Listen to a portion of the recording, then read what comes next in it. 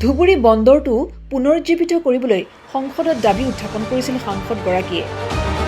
সংসদত যুক্তি দাঙি ধৰি সাংসদগৰাকীয়ে কৈছিল, এসময়ত ধুবুৰী আছিল ৰাজ্যৰ অন্যতম এখন গুৰুত্বপূৰ্ণ ঠাই। ধুবুৰী আৰু কলকাতাৰ মাজত পূৰ্বে জাহাজেৰে সামগ্ৰীৰ আমদানি ৰপ্তানি হৈছিল। কিন্তু দেশ বিভাজনৰ পিছত জাহাজৰ চলাচল বন্ধ হৈ গ'ল। জলপথৰ কিছু অংশ আন দেশৰ ভৌগোলিক সীমাত সোমাই যোৱাৰ বাবে নিষ্ক্ৰিয় হৈ পৰিল বন্দৰটো। বন্ধ হৈ পৰিল জাহাজৰ চলাচল। ইয়াৰ প্ৰভাৱ পৰিল সমগ্ৰ ধুবুৰী তথা ধুবুৰীবাসীৰ ওপৰত। লাহে লাহে ধুবুৰীৰ সৈতে সংযোগ হেৰাই গ'ল দেশৰ আন আন প্ৰান্তৰৰ। পিছ পৰি গ'ল ধুবুৰী লোকসভা সমষ্টি।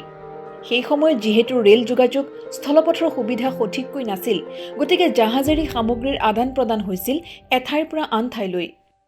सर असम के लोग धुबरी पोर्ट से स्टोन्स, वेजिटेबल, जूट, राइस वगैरह का एक्सपोर्ट का काम करते थे। इसकी वजह से इलाके में बड़ी खुशहाली थी, चहल पहल थी। वहाँ के लोग माली एतबार से बहुत मजबूत थे, फाइनेंशियल एतबार से। मगर सर मैं आपके माध्यम से ये कहना चाहता हूँ, मुल्क की तकसीम के बाद, पार्टीशन के बाद धुबरी और कोलकाता के बीच में शिप्स का रास्ता बंद हो गया, जो कि इम्पोर्टेंट पॉइंट था, क्योंकि वाटरवे का कुछ हिस्सा दूसरे मुल्क में चला गया। उसके बाद धुबरी पोर्ट बिल्कुल बेकार हो गया और वो बंद हो गया। सर मैं आपके माध्यम से इसका असर लोगों की ज़िंदगी पर पड़ा, उनकी माली हालात ख़राब हो गई और धीरे धीरे धुबरी और इसके आसपास के इलाके मुल्क के सबसे ज़्यादा पिछड़ा हुआ इलाकों में से एक हो गया। सर मेरा क्षेत्र जो है धुबरी उस ज़माने में पूरे आसाम का सबसे चहल पहल वाला इलाका था। जब ये पोर्ट वहाँ तक था, उसके बाद वो अचानक बंद कर दिया गया। सर मैं आपके माध्यम से अपने वहाँ की ये बात करता हूँ कि उसकी वजह ये थी, रोड्स एंड रेलवे के बहुत सहूलियात इस इलाके में मौजूद नहीं थी। उसके साथ ही उसके ज़रिए सामान को दूसरे हिस्सों में पहुँचाना बहुत महंगा हो जाता था। दूसरे मुल्क में भी उसको भेजने की कोई सूरत नहीं थी, इसलिए उनकी माली हालत दिन ब दिन गिरती चली गई।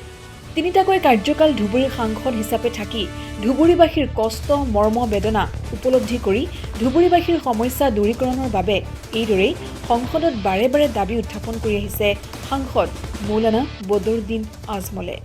और मुझे खुशी है कि सरकार ने धुबरी पोर्ट को रिवाइव करने के लिए फंड दिया और फिर उससे बिजनेस एक्टिविटी शुरू हुआ, जो मिनिस्टर साहब जानते हैं सर। मगर अभी भी उसमें इम्प्रूवमेंट की बहुत ज़रूरत है, वहाँ मज़ीद सहूलत के लिए फ़ंड की ज़रूरत है। इसलिए मैं सरकार से मांग करता हूँ मिनिस्टर साहब के आपके माध्यम से कि वो इसके लिए फ़ंड दिया दे, ताकि धुबरी पोर्ट एक बार फिर से इलाके के लोगों के लिए बिजनेस पॉइंट बने